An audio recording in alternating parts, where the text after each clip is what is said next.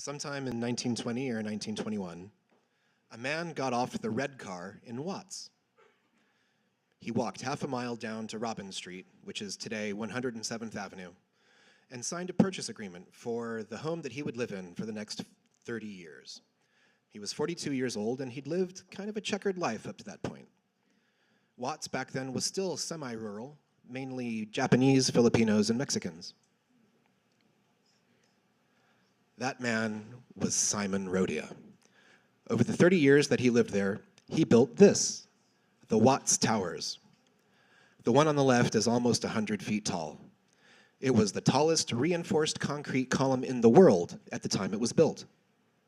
The third tallest one on the right is 55 feet high. It isn't a UNESCO World Heritage Site yet, but efforts to start a candidacy have been underway since at least 2016.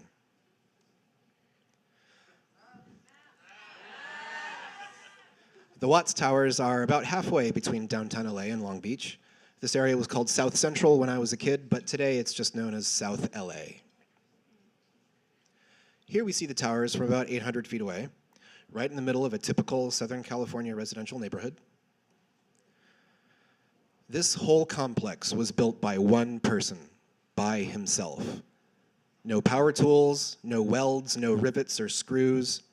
Just one person by himself in his spare time, in the evenings and on the weekends, for 30 years. There were no pre-existing plans that Sam worked from, certainly no blueprints. He never had any helpers because, he said, 1,000,000 times he didn't know what to do himself. He just wanted to do something big.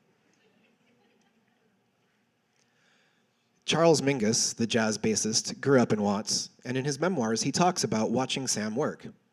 He said he was always changing his ideas while he worked and tearing down what he wasn't satisfied with and starting over again. So pinnacles, tall as a 2-story building, would rise and disappear and rise again. In the novel Underworld, Don DeLillo describes the towers as a kind of swirling, free-souled noise, a jazz cathedral. I think that's pretty apt. This is Sam as a young man. He was married in 1902, so that might be when this was taken. He wasn't the kind of guy that wore suits a lot. Even if you've never heard of him before, you have seen him on the cover of the Beatles album Sgt. Pepper. That's him in the top right corner next to Bob Dylan. Visitors began coming by as early as the 30s, and he always gave conflicting stories about his life and his motivation for building the towers. Freedom was one of his pet topics. Freedom came up over and over again in his interviews. By trade, he was a tile setter and construction worker. He was born into a peasant family that owned a little bit of land in southern Italy. He came to this country when he was 15 to escape conscription and joined his older brother in the Pennsylvania coal mines. When his brother died in a mining accident, he moved to Seattle, where he was told people were less racist against Italians. He was divorced by 1912. Most of his life was spent in construction. He claims to have worked around the UC Berkeley campus in the year 1900 and on a lot of other famous landmarks around LA. In his spare time, starting pretty soon after he bought the house, he began doing sculptures on the property. The year 1921 is carved into the concrete along with his initials in several places. He started with the fence that you see on the left and right in the picture here. He had been an alcoholic for years, and one of the stories he told was that he had so much fun building the fence that he forgot to drink, and the vocation to create art stemmed from there. After the fence, he built this that you see in the center of the picture. It's called the Ship of Marco Polo. This is in the very far corner of the triangular-shaped property. That name was coined by others after he left. He never had names for any of the structures here. The whole complex he called Nuestro Pueblo, or our town or our people in Spanish. And that name, you can see in the tile up there, does appear spelled out in several places around the towers. Although there was no plan, the finished property does present a pretty well-unified design, from the house on the left to the so-called Ship of Marco Polo on the right. He told an interviewer, "I give my heart, I break my heart there." I think that shows a kind of the agony and the ecstasy ambivalence about the project. He had already been doing sculptures at his previous house in Long Beach, garden planters and bird feeders which looked a lot like these structures from the Watts Towers here. This work is essentially thin shell reinforced concrete. All of those unions of steel bars are done with concrete packed into chicken wire, which is secured by copper wire. You may know the Romans built the Pantheon with a concrete shell, but that is unreinforced. The first recorded use of modern thin shell reinforced concrete is the Carl Zeiss Optical Works in Jena, Germany, built in 1922. But Sam was doing garden planters at his Long Beach house with thin shell reinforced concrete 5 years before the Carl Zeiss project. He bought the concrete and some of the steel rebar. A lot of the rebar is scrap. All of the decoration is found objects, which is called bricolage. Seashells, pottery, glass bottles, and lots of tile. Some of it was given to him by the neighborhood kids. He would also walk the train tracks for miles looking for things to pick up. And he used the train tracks as a vise to bend the steel members into the shapes he wanted. In the foreground is the perimeter fence, and you can see some of the decoration is made by impressing objects into the wet concrete. You can see that the decoration choices are deliberate. He clearly made specific decisions about grouping colors and shapes and sizes. The towers are a sort of ladder, and he would climb the ladder with no scaffold, carrying a bucket of wet concrete slung over his shoulder after he'd mixed it first at ground level. On the right is one of the entrances to the fence with more wet concrete impressions. In 1954, he had a stroke, and in 1955, he gifted the property to a neighbor and moved up to Martinez to be near his sister and her family. By then, the towers already had a local cult following and had appeared in some national magazines. After Sam moved away, the city building department got concerned about the towers and issued a condemnation notice. This galvanized the formation of the Committee for Sam Rodia's Towers and Watts.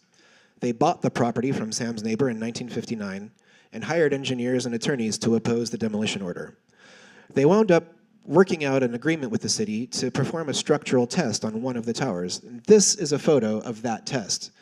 On the right is a crane truck which was supposed to generate 10,000 pounds of force. I'm not an engineer, but that sounds like a lot.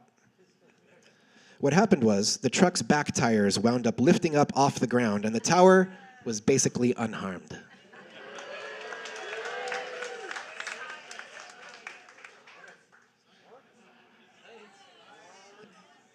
Sam died in 1965.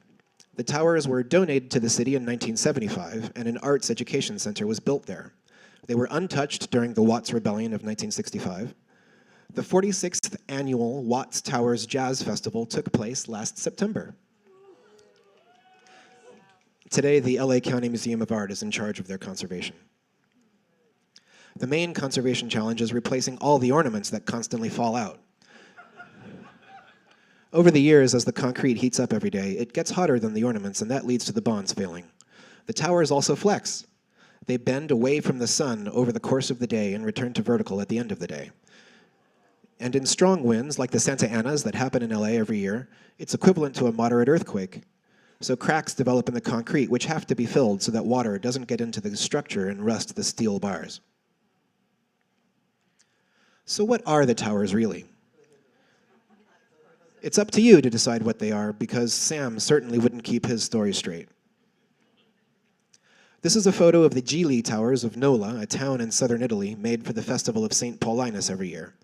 They're similar in height to Sam's towers, and he was almost certainly familiar with the festival in Nola from his childhood. I think the building of this huge art project was a way that he processed his personal traumas and fought back against the anonymity and loneliness of his life.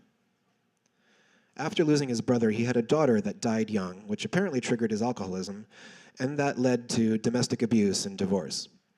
When he showed up in LA after the war, he had nothing except a little bit of saved money and his tile-setting skills. The poet Robert Duncan noticed the midlife crisis aspect of the towers, which reminded him of Dante's Divine Comedy, which also starts with a midlife crisis. So he wrote this poem about the towers in the late 1950s. This is just an excerpt from the very beginning of the poem. The title is the first line of Dante's Inferno, "At the midpoint of our path in life."